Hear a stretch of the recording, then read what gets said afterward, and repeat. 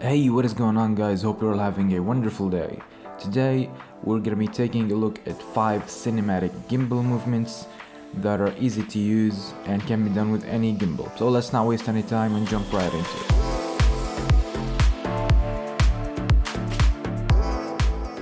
So the first gimbal movement that I'm gonna give you is kind of an establishing shot to your subject. It's the tilt up from bottom shot. So essentially what you do is you go with your gimbal as low as you can, and then you slowly walk towards your subject, and while you're walking you want to tilt your camera upwards so that it can kind of establishes the subject. The second gimbal movement that I'm gonna give you guys is the foreground shot. I know the names are a bit crazy, but this is the best I can come up with. So basically what the foreground shot is, finding something in the foreground that is gonna be out of focus, and you focus on your subject, getting your camera close to it, and then slowly doing your movements. This is gonna create depth in your scene and it's gonna emphasize the subject.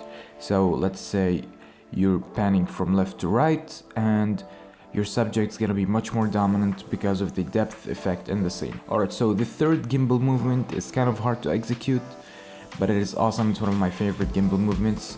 So essentially what you do is you set your gimbal to the pan follow mode, which means that it's only gonna follow your pans from left to right or right to left. What you wanna do is you wanna pan with your gimbal either left or right, and you walk to the opposite direction.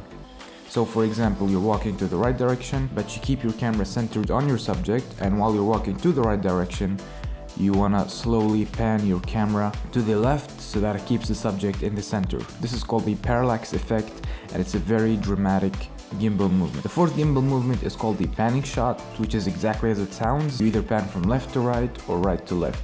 This is kind of a great filler shot. I don't normally use this to introduce or make any dramatic entrances to my subject. Essentially what this is a pan shot from left to right. So you put your gimbal to the left side of your subject, you focus on it, and then you slowly pan to the right, or vice versa. Last but not least, the fifth gimbal movement, which is the rotating shot. Now, most gimbals nowadays have a 360 roll or a 3D roll, whatever you want to call it, depending on your gimbal.